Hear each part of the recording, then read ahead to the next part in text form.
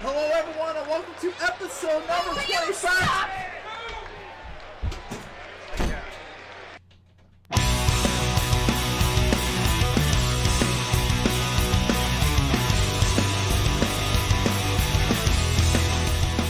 Ladies and gentlemen, welcome to episode number 25 of Straight Fire Picks.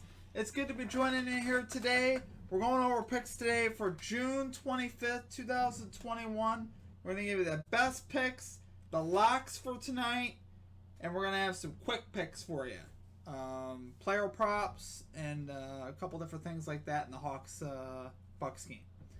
Okay, so before we get into that, we're going to go over the results from last episode. So from episode 24, total, I went 4-5 for that episode. I went 2-3 in my normal picks, my 5 normal picks that I give at the beginning of the episode, and I went 2-2 in the quick fire round. So I'm going to go over those quick for you. Number one, I had, this is back from June 20th, guys. I haven't done an episode in a few days. I've been bad. I'm getting back on the rails today. June 20th, 2021, we had the Atlanta Hawks alternate plus 7.5 spread versus the Sixers at minus 116 odds. That did hit pretty easily, and the Hawks won the game. They won Game 7. Huge win. My boy Kevin Huerter played great. He had 27 points. If you go back to the episode 24, he was my front guy on the front, and I had him playing well. I did take a player prop on him, and that did hit. Okay, so obviously the Hawks won. That was huge. They won Game 1 last night. Or night and a half ago. 2 days ago. They beat the Bucks in Game 1. Really wasn't surprised by that. I would have taken them, and they're going to be a part of the action for tonight. So we'll get into that. Number 2, I had the Suns minus 4.5 spread versus the Clippers at minus 108 odds. That just barely hit right at the end. The Suns were able to cover there. They won 120-114 the final. Minus 108 odds. Number 3, I had over 8.5 runs in the Pirates-Indians game, minus 122. We had 3. The ERAs, coming into the game, it looked like, to me, we were going to see more than 8.5 runs. Brubaker, 3.88 ERA coming in against Hench's 7.57 ERA.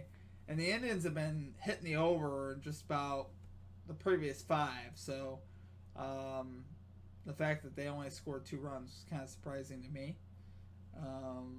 But what are you going to do? It's betting. Number 4, I had the Canadiens money line versus the Golden Knights, plus 144. This did not come in. This is one of the few games that the Canadiens lost in the series. Should have been rolling with them every night, though. They did lose this in overtime 2-1. And then, just as I'm speaking to you, they just won the Western Conference Finals. They are heading to the Stanley Cup, which is huge. Absolutely stoked for that. Canadians have just had an incredible run. So, I'm excited to see what the odds are for the Stanley Cup and what's going to happen in the Stanley Cup. I'm probably going to be rolling with the Canadians, to be honest with you.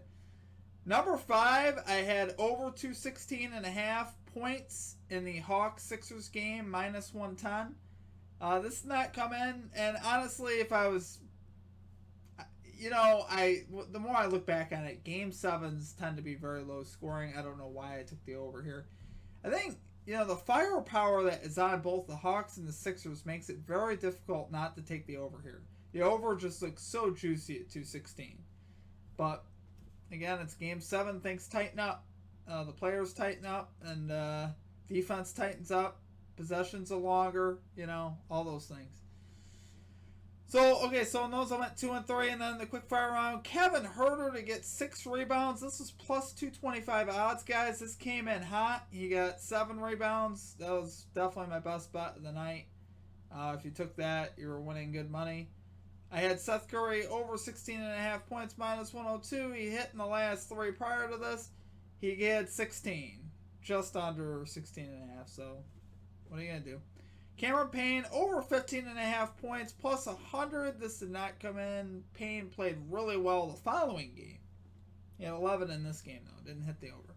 Mikal Bridges over 12.5 points for the Suns.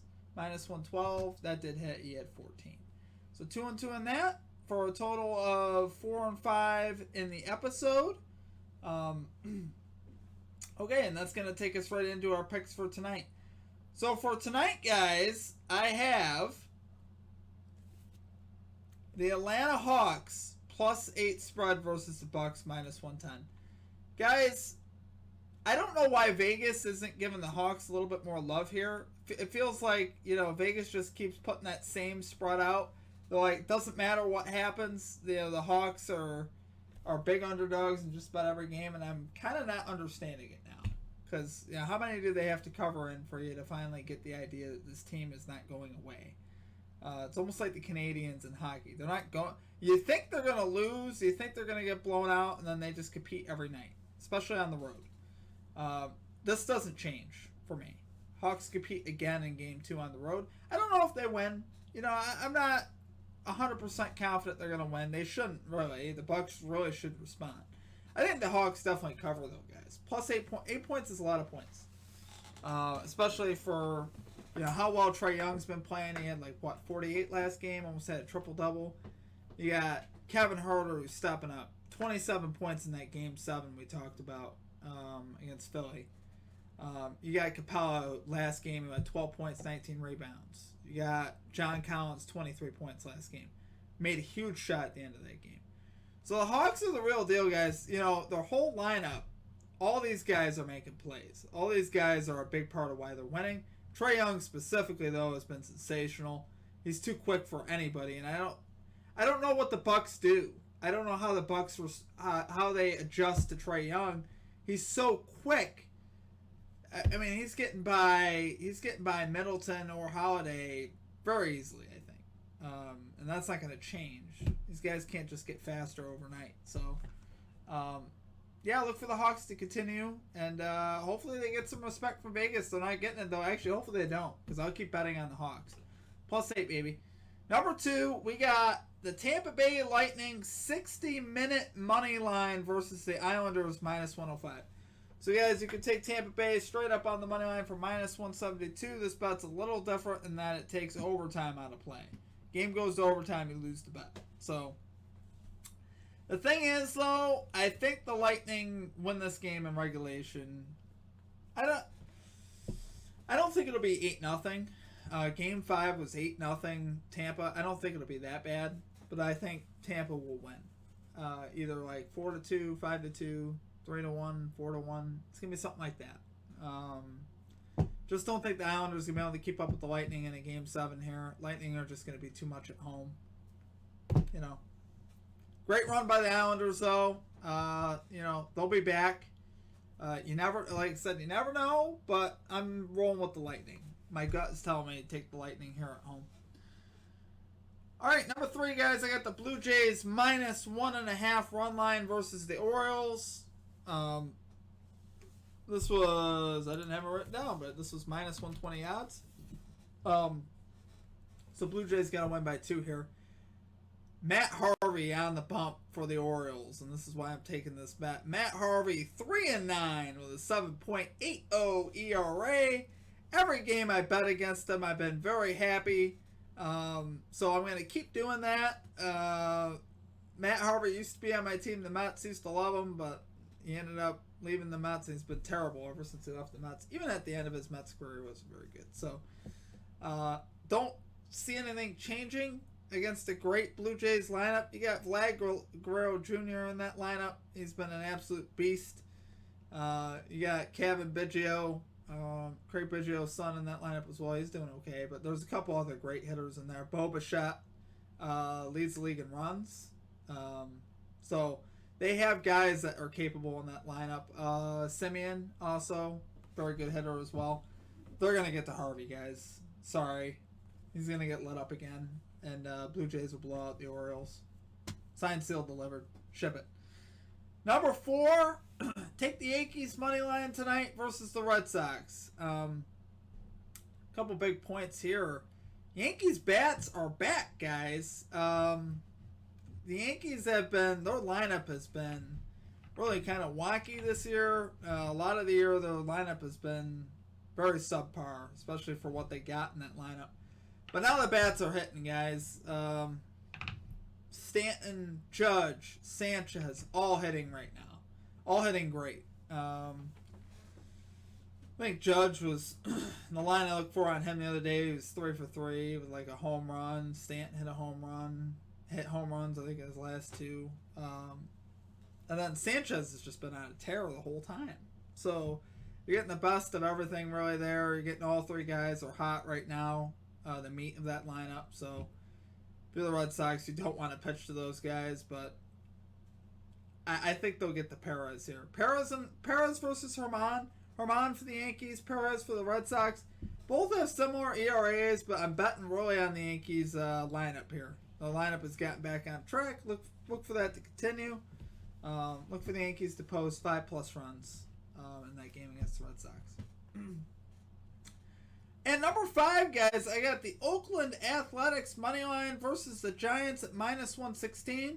We got Sonny Manaea on the mound, 6-3 with a 3.01 ERA versus Johnny Cueto, 5-3 with a 4.05.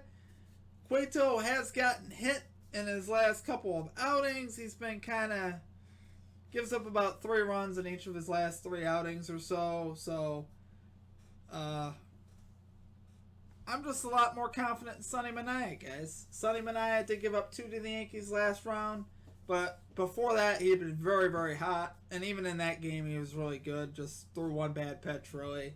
There in the 6th inning, he gave up a 2-run. I believe it was a double. Of course, I had money on that game. Lost that one.